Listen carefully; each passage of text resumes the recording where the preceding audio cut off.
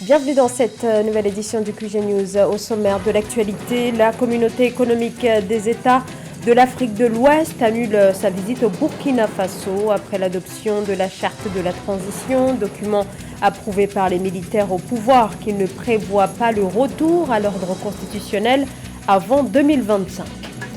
L'indépendance de la justice est-elle garantie au Tchad? L'inquiétude du collectif d'avocats des victimes de la tuerie de Sandana survenue le 10 février dernier dans la région du Moyen Chari.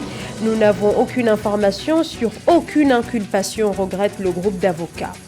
Flambée des prix des légumes au Botswana, sur les marchés, rien ne va plus. Les consommateurs dénoncent cette augmentation provoquée par l'arrêt des importations décidé par le gouvernement.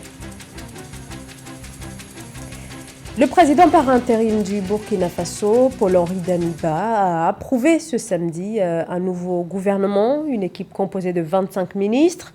Dans ce gouvernement, l'ancien ministre de la Défense sous l'ex-président Roch-Marc Christian Kaboré, le général Barthélemy Simporé, garde son poste dans le nouveau gouvernement. Parmi les autres ministres, on retrouve Yero Boli, plusieurs fois ministre dans différents gouvernements de l'ex-président Blaise Compaoré. Yero Boli est nommé ministre d'État chargé de la cohésion sociale et de la réconciliation. Des leaders de la société civile et des syndicats, dont Lionel Bilgo et Bassolma Bazier, font également leur entrée en tant que ministre de l'Éducation nationale pour le premier et ministre de la fonction publique pour le second. Ils figurent parmi la vingtaine de ministres chargés de diriger le pays pendant la transition fixée à 3 ans. La visite devait avoir lieu jeudi dernier. La communauté économique des États de l'Afrique de l'Ouest devait dépêcher au Burkina Faso justement une délégation chargée du suivi de la situation politique du pays après le coup d'État du 24 janvier. Cette annulation de la visite de la CEDEAO est intervenue après l'adoption par les généraux de la charte qui ne prévoit pas le retour à l'ordre constitutionnel avant 2025. Samantha Saberou Saboubanga. Suite à l'adoption de la charte de la transition au Burkina Faso, le président du Ghana, aussi président en exercice de la CEDEAO, a annulé sa visite. En effet, le président Nana Akufo-Addo et le chef de l'État du Niger, Mohamed Bazoum, étaient attendus à Ouagadougou, la capitale, jeudi 3 mars 2022. L'information émane d'un communiqué de la CEDEAO paru ce même jour à Abuja, au Nigeria. On ne peut pas ne pas faire du lien avec l'adoption de la charte de la transition à l'issue des travaux de la commission technique lors des assises nationales, par le fait que les assises nationales ont consacré une transition de 3 ans. Et si on fait une analyse en rapport avec les principes de la CEDEAO, c'est généralement une transition de 12 mois, minimum, maximum 18 mois. Toutefois, le communiqué de la CEDEAO précise qu'une délégation ministérielle se rendra à Ouagadougou dans les prochains jours, exhortant la junte militaire au pouvoir à libérer le président burkinabé élu Roch-Marc Christian Kaboré. Donc c'est une mesure de prudence et surtout de chercher à comprendre un peu la situation. Si on tient compte aussi que les sanctions décidées par la CEDEAO au niveau du Mali ont suscité un tollé, au niveau de la sous-région et même au niveau de la diaspora, la CEDEAO va certainement mûrir la situation et apprécier au cas par cas chaque situation avant de décider. Donc, je crois que c'est de cette façon peut-être qu'on peut comprendre un peu cette décision d'annulation de la mission des chefs d'État, des 2 chefs d'État à Ouagadougou. La charte constitutionnelle a été adoptée mardi 1er mars 2022 à la suite des assises nationales au Burkina Faso. Elle prévoit une transition de 3 ans pour la junte militaire au pouvoir. Le document a été signé par le président du Faso, le lieutenant-colonel Paul-Henri Sandaogo Damiba. La durée des transitions est au cœur des négociations entre les pays de la région touchés par des putschs et la CEDEAO réclame qu'elles soient les plus courtes possibles. L'armée malienne rejette formellement les allégations selon lesquelles elle se serait rendue responsable d'une tuerie sur des populations civiles dans le cercle de Nino dans le secteur de Diabali dans la nuit du 1er au 2 mars. L'armée malienne dénonce de la désinformation, le mot de l'état-major général dans un communiqué. La MINUSMA, la mission multidimensionnelle intégrée des Nations Unies pour la stabilisation au Mali, se dit, elle, préoccupée et annonce l'ouverture d'une enquête. Au Tchad, les avocats des victimes du massacre de Sandana expriment leurs inquiétudes 3 semaines après le drame survenu le 10 février dans la région du Moyen Chari et qui a fait 12 morts. Le collectif des avocats des victimes de la tuerie émet des doutes sur la procédure judiciaire engagée par les autorités. La justice agit-elle réellement de manière indépendante dans cette affaire? C'est toute la question.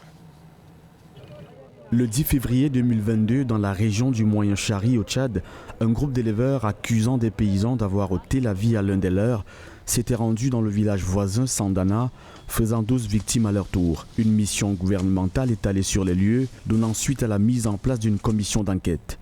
Toutefois, un collectif d'avocats dénonce le manque de transparence de la mesure.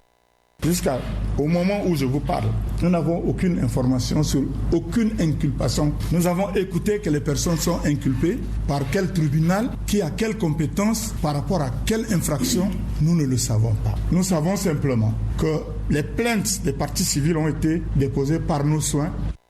Dans ce type d'affaires, il arrive souvent que les procédures judiciaires n'aboutissent pas. Pour les événements de Sandana, le collectif ne souhaite pas voir un non-lieu qui, pour lui, est de nature à ne pas dissuader les hors-la-loi. Il appartient aux acteurs de justice de faire en sorte que la confiance s'établisse et qu'on ne perde pas le temps à distribuer les billets de banque, mais que celui qui commet un crime, un délit, une contravention, se retrouve en face de l'État. Une mission conduite par Haroun Kabadi, le président du Parlement provisoire, par ailleurs secrétaire général du MPS, le mouvement patriotique du salut, se rendra à Sandana. Objectif, s'enquérir de la situation et s'assurer du respect des procédures enclenchées. Certains pays africains tentent de coordonner leurs efforts pour aider leurs ressortissants à quitter l'Ukraine. Près de 10 000 étudiants africains auraient commencé à quitter les villes ukrainiennes encerclées par l'armée russe. Le Nigeria, pour sa part, compte 8 000 ressortissants en Ukraine pour la plupart des étudiants. Et d'après le ministre nigérian des Affaires étrangères, certains d'entre eux seraient parvenus à passer la frontière ukrainienne vers les pays frontaliers. Corinne Comdem.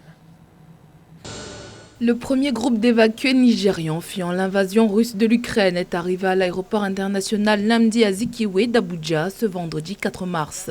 Comme Odouola Debowale, des milliers d'Africains et d'autres ressortissants étrangers, dont beaucoup d'étudiants, ont fui l'Ukraine avec pour seul bien leurs documents administratifs. Une expérience pour le moins traumatisante. Nous n'avons que nos documents et nos téléphones avec nous. C'est quand nous sommes arrivés en Roumanie que nous avons acheté certaines choses. Nous avons perdu beaucoup de choses à cause de cette guerre.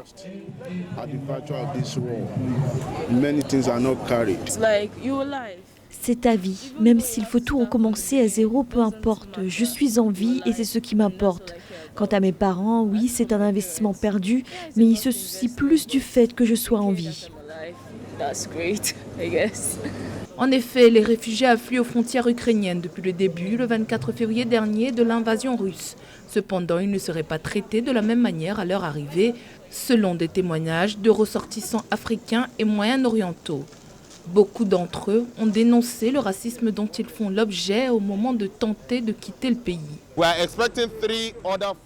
Nous attendons 3 autres vols plus tard aujourd'hui, 2 de Pologne et 1 de Budapest, à la fin de cette journée. Nous devrions avoir rapatrié près d'1 millier de Nigérians en dehors des 415 qui sont arrivés ce matin. Il y a quelques jours, des responsables de l'Union africaine ont déclaré être troublés par ce qu'ils avaient entendu et l'Agence des Nations Unies pour les réfugiés a déclaré qu'elle avait exhorté les autorités des pays voisins de l'Ukraine à ouvrir leurs frontières aux citoyens africains. Au Tchad, les récoltes ne sont pas à la hauteur des attentes en raison de la faible pluviométrie, une situation qui inquiète les populations qui redoutent une aggravation de l'insécurité alimentaire. Face à l'urgence, les autorités de leur côté ont décidé d'arrêter les taxes sur les importations des céréales et les producteurs, eux, se lancent dans les cultures de contre-saison. C'est un reportage de Mahamat Ramadan et Nathalie Mo. Au Tchad, les récoltes de la saison en cours ne sont pas bonnes à cause de la faible pluviométrie. Une situation qui fait craindre à la population le spectre de la famine en période de soudure. Certains producteurs se sont toutefois lancés dans la culture de contre-saison pour ravitailler les marchés. C'est le cas de la ferme Wadi Koundi qui a commencé la production des tubercules et des oléagineux pour satisfaire les demandes locales. Nous ne pouvons pas attendre qu'il y ait de pénurie de denrées alimentaires sur nos marchés. Au niveau de la ferme Wadi Koundi et Sojek Tchad, nous avons pris l'initiative de produire des tubercules pour ravitailler les marchés conformément à la demande des plus hautes autorités. Nous espérons contribuer à la sécurité alimentaire de nos concitoyens. Pour faire face à la pénurie des denrées alimentaires de première nécessité, les autorités ont exonéré l'importation des céréales et de l'huile végétale pour une période d'1 an. Une décision saluée par les opérateurs économiques et les consommateurs qui estiment que l'État doit aussi miser sur la production au niveau national au profit de l'autosuffisance alimentaire. Dans notre zone, le nombre de villages a augmenté, mais les récoltes sont de moins en moins bonnes. Les rendements de nos petites exploitations ne suffisent plus pour notre alimentation jusqu'à la prochaine récolte. Nous sollicitons des autorités des grands investissements agricoles pour notre sécurité alimentaire. Pour rappel, la diminution des flux transfrontaliers des produits agroalimentaires, notamment du riz, des pâtes, de la farine de blé avec la Libye et le Nigeria, à cause des menaces sécuritaires, a contribué à accélérer l'épuisement des stocks de céréales dans certaines régions. Depuis le 1er janvier 2022, le gouvernement botswanais a interdit l'importation de légumes dans le pays. La mesure doit durer au moins 2 ans. Depuis l'entrée en vigueur de cette interdiction, eh bien, la situation est très inquiétante. Le pays fait face à une importante pénurie, ce qui a entraîné une flambée des prix. Amenedji. À la suite de l'interdiction par le gouvernement d'importer des légumes imposée le 1er janvier au Botswana, les agriculteurs de Pandamatenga disent avoir les capacités pour répondre à la demande du pays. Mais il se pose un problème d'accès à l'eau. Selon l'autorité locale des entreprises, la production des 16 cultures actuellement interdites d'importation devra augmenter de 116%.